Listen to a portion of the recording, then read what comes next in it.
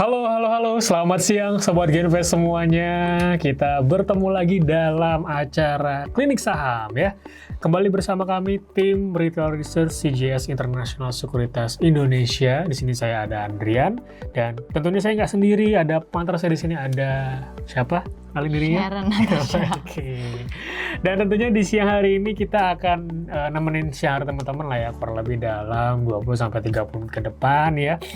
Sedikit sharing seputar market dan tentunya buat Sobat Genvest yang hadir, boleh banget kalau emang ada pertanyaan nih, ada yang mau diskusikan, ada saham-saham yang mau dibahas, tentunya boleh banget disampaikan aja.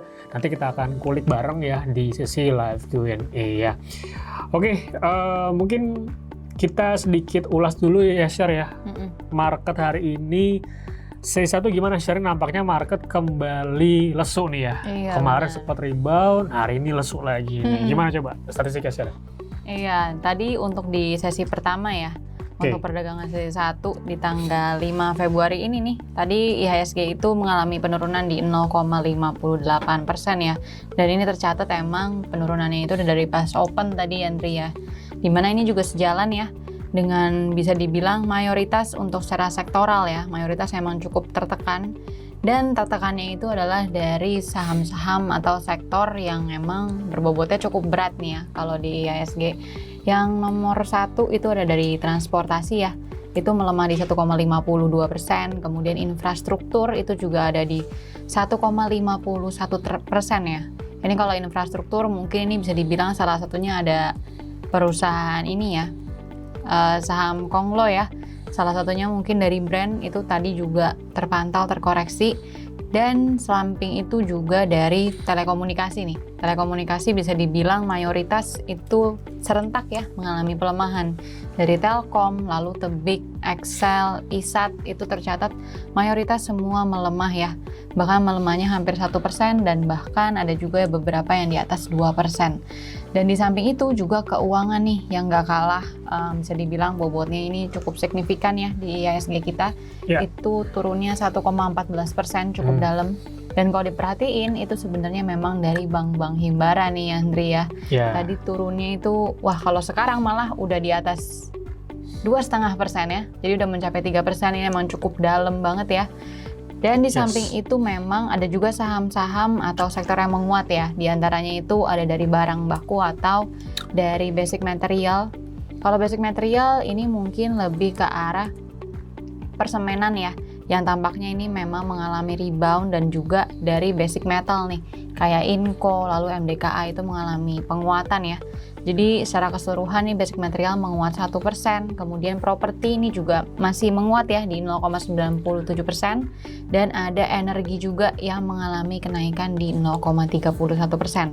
Sementara untuk tadi di sesi 1 memang untuk nilai transaksinya itu mencapai 6 triliun. Ya cukup lumayan lah ya. Itu mungkin untuk update dari ini ya, sesi 1 sih Andri. Ya, itu jadi beberapa ulasan untuk sesi 1 hari ini ya. Sekali lagi di mana market nih kembali lesu ya, padahal kemarin udah rebound ya. Kita harap mungkin hari ini bisa rebound, ternyata memang belakangan ini anginnya ini masih belum jelas ya Sarah ya. Betul. Dalam semalam ini bisa berubah nih arah market ya jika ada kabar-kabar terbaru ya, baik dari domestik maupun dari eksternal, terutama faktor eksternal ya, karena beberapa hari kebelakangan ini yang banyak mempengaruhi market kita adalah dari faktor eksternal itu sendiri ya. Iya, betul. Sarah ya.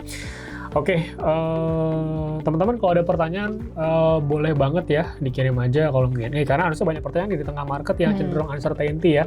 Ini benar-benar challenging buat para trader, investor ya, untuk bisa mencari opportunity nih ya di tengah market yang cenderung masih tone-nya masih berubah-berubah nih so far ya. Oke, kita coba cek di kolom pertanyaan. Udah ada pertanyaan nih dari Mas Bagus ya. Dok, untuk isu BRI yang bakal buyback 3 triliun itu dampaknya gimana nih dan kapan perjalanannya? Oke, ngomongin soal BRI ya, ini jelas banyak ditanyain ya tentunya oleh banyak orang, kenapa BRI kok downtrend gitu ya, kok harganya makin turun gitu ya, dan masih oke nggak nih buat entry atau buat masuk ya? Kalau dari pandangan saya pribadi, untuk BBRI dengan harga yang saat ini sebetulnya cukup menarik ya, harga yang terus turun yang memberikan entry point yang cukup menarik ya, mengingat juga biasanya emiten-emiten seperti ini kan ya, apalagi BRI ya ini cukup rajin ya secara bagi dividen ya. Betul. Jadi ketika harganya turun dan jika nanti dia membuka bagi dividen, tentu ada peluang dividen yieldnya ini akan lumayan ya, yang misalnya diburu oleh para dividen hunter ya, seperti itu. Kemudian juga kabar terkait dengan buyback ya, ini pun juga pasti landasannya karena harga yang sudah cenderung turun ya, sehingga personal sendiri mengumumkan untuk buyback ya. Saya rasa ini menjadi satu kans yang atau sentimen yang cukup positif juga ya, seharusnya ya teman-teman ya untuk BBRI. Atau juga dari pandangan tim riset kita untuk banking untuk BBRI juga rekomendasinya ini masih add ya teman-teman ya. Masih add dengan target price-nya itu di sekitar level 5450 ya, seperti itu ya. Kalau dari technical sendiri sih so far hari ini memang ada pelemahan lanjutan ya, teman-teman. Secara jangka pendek mungkin harga punya peluang dia akan coba kembali retest di sekitar support 4100 atau di 4000-nya ya. Dari pandangan saya sih ini memang ada sedikit challenging di sekitar level 4300 sampai 4350. Ya kalau udah lewat 4350 harusnya masih sangat aman untuk harga bisa lanjut lagi, tapi saat ini masih belum bisa breakout ya. Jadi harga masih cenderung mungkin ke level 4100 dulu ya. Kalau ingin masuk, ingin trading, saran saya wait and see dulu. Kalau teman-teman emang view-nya untuk cicil nabung jangka panjang gitu ya, ini bisa dipertimbangkan ya untuk mulai bertahap aja ya. Pertama coba kita tunggu di level 4000 nantinya ya so far ya. Oke, kemarin waktu itu sempat di level 3800 sih ya, dan semoga nggak sampai ke level itu lagi ya. Let's see dari level 4000 deh ya untuk BBRI-nya. Oke, itu untuk BBRI so far. Share ada tambahan BBRI-nya? BBRI ya, iya nih kalau untuk BBRI emang sebenarnya katalisnya itu dari yang buyback nama dividen itu emang cukup lumayan ya. Iya, memang bisa dibilang katalisnya cukup minim nih sekarang nih. Betul. Untuk bank ya. Jadi ini jadi sebuah sentimen positif juga. Oh ya, dan tadi sesi 1 juga sebenarnya ada ini ya, rilis data GDP ya. Iya. Udah rilis juga ya di angka 5,03 ya. 02 ya, sorry 0,02% ya teman-teman ya. Paling next kita tunggu akan BI rate juga ya. Iya, ini kalau misalnya kembali dipangkas ya atau minimal dipertahankan ya.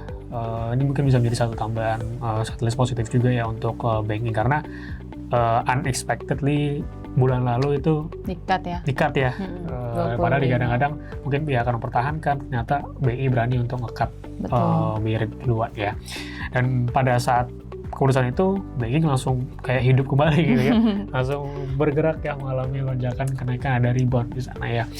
Oke, itu sedikit pembahasan soal BRI-nya nih Sobat Genvest. Berikutnya Java bullish trend ya. Kira-kira bisa menguat sampai ke berapa? Sampai ke berapa share Java nih? Memang secara tren masih cukup bagus ya. Coba mungkin bisa dibahas Sharon untuk Java-nya nih. Java ya.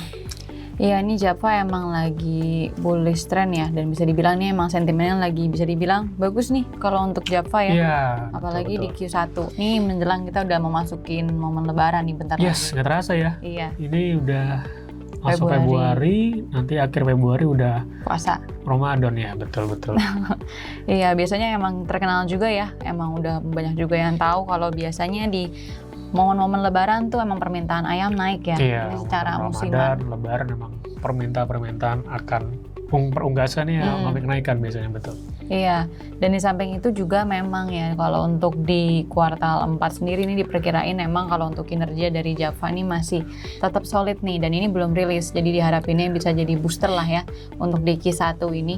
Di samping itu juga memang katalis positif itu memang beberapa waktu terakhir itu datang karena Java ini masuk ke ini juga ya, indeks Q45 ya. Yes. Untuk di periode Januari sampai April 2025. Jadi ini bisa dibilang emang banyak katalis positif nih untuk Java akhir-akhir ini. Dan memang kalau diperhatiin ini Java memang solid uptrend ya. Tapi memang nih nampaknya agak lagi cukup berat nih untuk nembus resist di area 2100-nya ya. Ini cukup berat. Tapi ini masih menarik sebenarnya. Cuma lebih baik mungkin kita tunggu dia ada pullback dulu ya sedikit setidaknya itu ke area support nih. Supportnya itu ada di kisaran 1990. Ini sebenarnya menarik kalau untuk Java ya. Dimana memang kalau untuk dari uptrendnya itu ini bisa dibilang cukup jangka panjang ya. Udah pas setahun. Jadi ini emang masih menarik. Kalau untuk target penguatannya, yang pertama itu emang ada potensi untuk tembus dari area 2100 ya, untuk dari Javanya sendiri. Tapi ini momentumnya emang ada potensi untuk sekarang lagi pada taking profit dulu nih. Jadi mungkin kalau mau entry, itu kita tunggu agak pullback dulu ya, sampai nanti baru ada potensi naik lagi. Itu paling kalau untuk Java. Apa ada tambahan, Ri? Ya, tentunya Java ini memang banyak sentimen ya. Mungkin yang terbaru juga terkait dengan pemangkasan anggaran ya. Oh ya. Yang harapannya nanti kan dialihkan ke free Program meal ya, makan. MBG ya, makan bergizi gratis ya. Tentunya ini akan berimbas ke emiten-emiten ya seperti Java salah satunya ya. Salah satu supplier juga ya, masak bahan bakunya teman-teman ya. Oke, mungkin untuk Java ya, yang secara sentimen story-nya cukup menarik, masih cukup kuat, secara trennya cukup bagus. Tinggal kita mencari titik entry yang lebih tepat aja nih, agar cuannya bisa optimal ya, teman-teman ya. Oke, itu untuk Java. Next-nya Pani rebound. Target terdekat ke berapa ya? Yes, Pani ya. Pani 2 hari terakhir ini akhirnya rebound, teman-teman ya. Setelah harga sangat-sangat terpukul ya, sempat di bawah level 10.000 ya. Betul. Itu kemarin low-nya sempat di level 9.275 ya, teman-teman, itu pada tanggal 3 Februari ya. Dan kalau dilihat hari ini memang ada kembali lanjutan kenaikan ya. So far mungkin targetnya, setidaknya dia mungkin akan coba menembus level 12.000 dulu, jelas itu yang pertama. Ketika 12.000 tembus, maka next targetnya adalah itu akan coba mengarah ke level 12.400 sampai 12.500 ya.